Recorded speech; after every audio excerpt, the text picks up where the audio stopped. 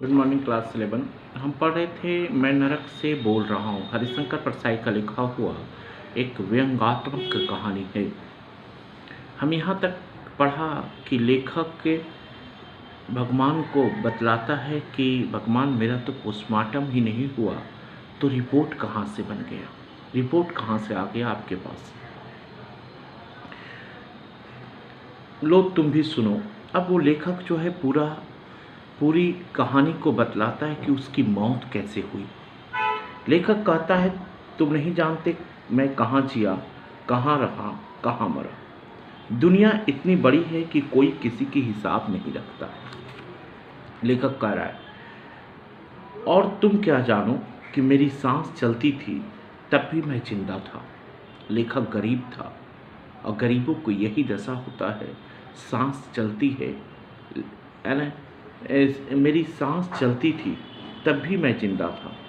मैं इस अर्थ में जीवित था कि मैं रोज मृत्यु को टालता जाता था।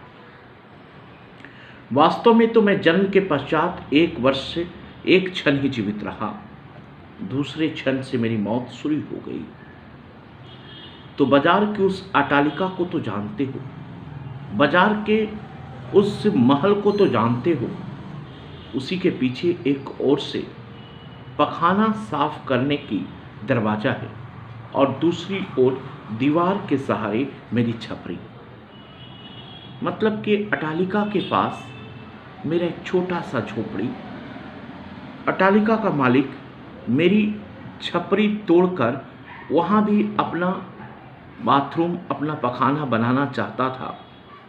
अगर मैं मर ना चाहता तो गरीब आदमी की झोपड़ी पर अमीर की पखाने की विजय भी इन आंखों से देखता।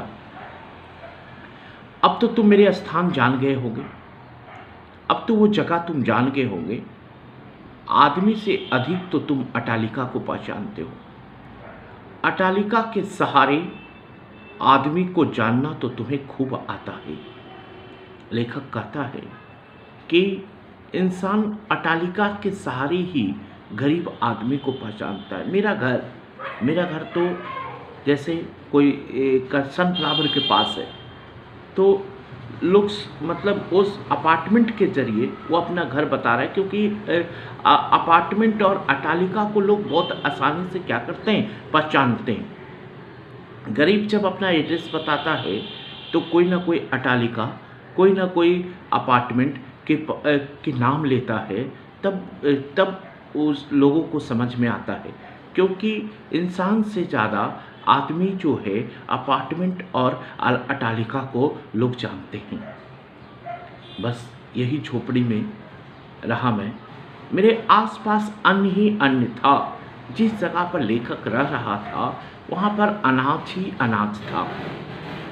दीवार के पार में जो चूहे आते वो दिन पर दिन मोटे होते जाते और 2 रोज होते जाते और 2 रोज तक वे इसलिए नहीं आए कि निकलने के थोड़ा मार्ग बनते रहे। पर मैं फिर भी भूखा रहा, बेकार था। अनाज 10 रुपये सेर था, इससे तो मेरे लिए मौत सस्ती थी। आखिर मेरी मौत भी आई। आखिर जिस दिन आई उस दिन अटालिका के उस पार वाले रईस के लड़के की शादी थी। जिस दिन लेखक की मौत आया उस दिन क्या हुआ, उसके अटालिका के उस पार उसके बेटे की, रईस बेटे की क्या था, शादी था। बड़ा अमीर था, सारा गांव जानता था कि उसके पास हजारों बोरे अनाज है। पर कोई कुछ नहीं करता था। पुलिस उसकी रक्षा करती थी। और उस दिन मेरी मौत धीरे धीरे काला पंजा बढ़ाती आई थी। मेरे पेट में ऐंठ आई, मेरे पेट में दर्द उठा, आंखें धुंधली पड़ी। दीवार के उस पार पकवानों की सुगंध आ रही थी। यही संतोष रहा कि पकवानों के बीच मेरी मौत हुई। मौत के जरा पहले मेरा प्यारा कुत्ता बरबस दीवार के उस पार घुस गया और पकवान खा गया। मालिक ने उसे खींच कर एक डंडा मारा। वो कहराता हुआ मेरे पास आकर पड़ गया। चिखता रहा। मेरे भी प्राण निकल रहे थे, पर मुझे इस जानवर के सामने चीखने से लज्जा आई। इधर मेरे पेट में आखिरी ऐंठ आई और पंछी ने पिंजरा खाली किया। उधर मेरे कुत्ते का भी दम टूटा। डंडे की चोट बड़े मर्म की थी। दोनों मरे, एक साथ मरे, फर्क इतना कि वो खाकर मरा और मैं बिना खाए मरा। लेखक पूरी कहानी, मौत कैसे हुआ, किस जगह पर वो रहता था, पूरी कहानी लेखक जो है भगवान के सामने कह रहा है। उधर बारात उठी, इधर चंडालों ने टीन की गाड़ी में मुझे पटक कर घसीटा। सड़क के उस ओर से अमीर के लड़के की बारात जा रही थी, इस ओर से मेरी ये सरकारी अर्थी, लवारिस अर्थी जा रही थी। सरकार ने भोजन का प्रबंध नहीं किया, पर मरने वालों के लाशों के दफनाने का इंतजाम बहुत अच्छा किया था। उधर बारात के पीछे मंगलगान हो रहा था। मेरी लाश के पीछे कोई रोने वाला नहीं था। ऐसी सफाई से मरा कि किसी को कष्ट ना हुआ। कुत्ते तक नहीं, बारात पहुंच गई, गोले छूट रहे थे। इधर अपर्याप्त लकड़ी में मेरी हड्डियां चटचटा रही थी। इतनी भी लकड़ी नहीं थी, मैं सही ढंग से मुझे जलाया भी नहीं गया। अधूरा जलाकर लोग भाग गए, लकड़ी का कमी था। ऐसा मरा और मरकर यहाँ जब आया तो मुझे दुख नहीं हुआ, क्योंकि मैं नरक में भेज दिया गया। मैंने प्रतिवाद करने सीखा नहीं था, मैंने तो बहस करना सीखा ही नहीं था, और यह स्थान भी उससे ज़्यादा खराब नहीं था जहाँ से मैं जिंदगी भर रह चुका था। कहानी भगवान ने सुनी, बोले तुम भूख से मरे हो, तुम भूख से मरे ना, फिर भी तुम नरक में रहोगे। भगवान ने कहा तुम भूख से मरा, फिर भी तुम जहन्नम में रहेगा, और कुत्ता जन्नत में रहेगा, स्वर्ग में रहेगा। और ये तुम्हारे बगल का कमरा वो झूठे मंत्री के लिए खाली करवा दिया जाएगा, खाली होगा। मैंने पैर पकड़ लिए, बोले भगवान ये कैसा न्याय है भगवान, ये कैसा फैसला है भगवान। वो बोले मूर्ख, कायर, तू कुत्ते से भी हीन है, तू कुत्ते से भी बदतर है। बेचारा कुत्ता दीवार को लांघ कर घुस गया और खाना खाया, और तू आदमी कहलाने वाला हाय हाय करके मर गया। तू दीवार लांघ नहीं सकता था, दीवार तोड़ नहीं सकता था। लेकिन भगवान, मैंने कहा वो दीवार कैसे तोड़ता, कैसे लांघता, ये पाप होता है भगवान। भगवान ने क्रोध में कहा, पाप पुण्य के झमेले में पड़ने वाला कायर, वो दीवार क्या मेरी बनाई हुई है? वो दीवार मेरी बनाई हुई है, तमाम दीवारें आदमियों की खड़ी की गई है, और तू उन्हें तोड़ने में पाप पुण्य देखता है। ये दीवार मैंने थोड़ी बनाया, ये दीवार तो इंसान बनाया, और इंसान के सामान को तोड़ने में तुम पाप पुण्य समझते हो। मूर्ख, तेरा कुत्ता तुझसे ज़्यादा समझदार है।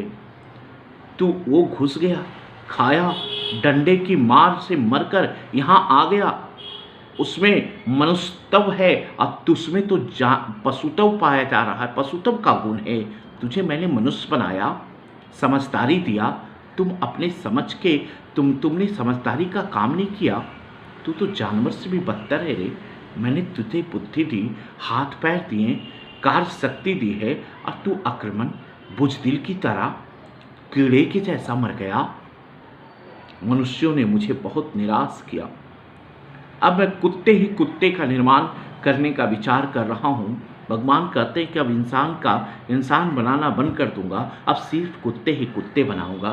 तुम जैसे आक्रमण, कायर, भीरू, मूर्ख को नरक में नहीं तो इंद्रासन मरेगा, इंद्रासन मिलेगा। भगवान कहते हैं कि तुम जैसे मनुष्य को, कायर मनुष्य को, भीरू डरपोक को क्या मिलेगा? नरक ही तो मिलेगा, इंद्रासन थोड़ी मिलेगा, जन्नत नहीं मिलेगा तुम लोग को।